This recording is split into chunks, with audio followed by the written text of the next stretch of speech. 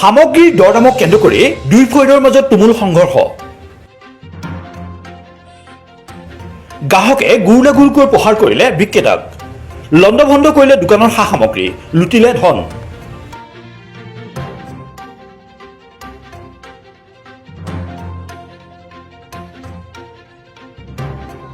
গোলোকগঞ্জৰ আলুকজাৰী হাট বেচেমা মেলাত চাঞ্চল্যকৰ ঘটনা। সামগ্ৰীৰ দৰদামক কেন্দ্ৰ কৰি গ্ৰাহকে কালামালি নামৰ শাৰীৰিকভাৱে সক্ষম দোকানীজনক গুৰলাগুৰকৈ প্ৰহাৰ কৰি পেলাই থৈ যায়।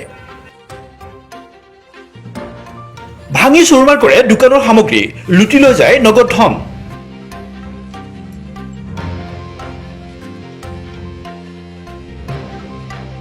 পিছত খবৰ পাই পাগলাহাট আৰক্ষীয়ে দোকানীজনক মুমূৰ্ষু অৱস্থাত উদ্ধাৰ কৰি চিকিৎসালয়লৈ প্ৰেৰণ কৰে।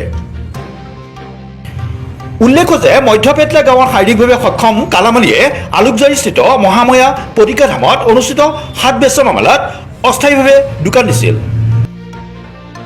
শুক্ৰবাৰে সন্ধিয়া গ্ৰাহকৰ ৰূপত অহা এদল উদণ্ড যুৱকে দোকানত উপস্থিত হৈ সামান্য কথাত এই ভয়াৱহ ঘটনা সংঘটিত কৰে। ঘটনা সন্দৰ্ভত মেলা আয়োজক সমিতিক জনাই যদিও কোনো গুৰুত্ব প্ৰদান নকৰা অভিযোগ। ইপিনে উন্নত চিকিৎসাৰ বাবে কালামালিক ধুবুৰী চিকিৎসা মহাবিদ্যালয় প্ৰেৰণ কৰে আৰু তাতে চিকিৎসা গ্ৰহণ কৰি অলপ সুস্থ হৈ ঘৰলৈ আহি ন্যায় বিচাৰি পাগলাহাট আৰক্ষীৰ কাষ চাপে।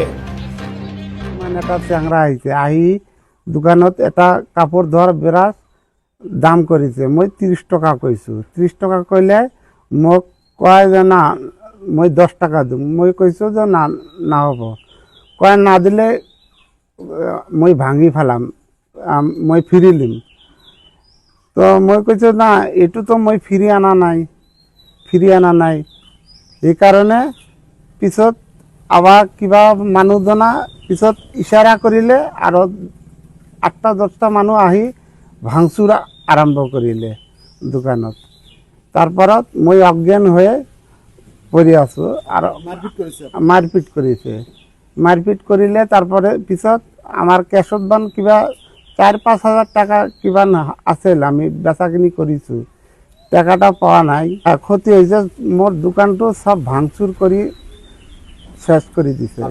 মোক এটা যে ৰুটি বাজে তাৱা আছে না, সেইটো দিয়া চোটাব লাগিছে।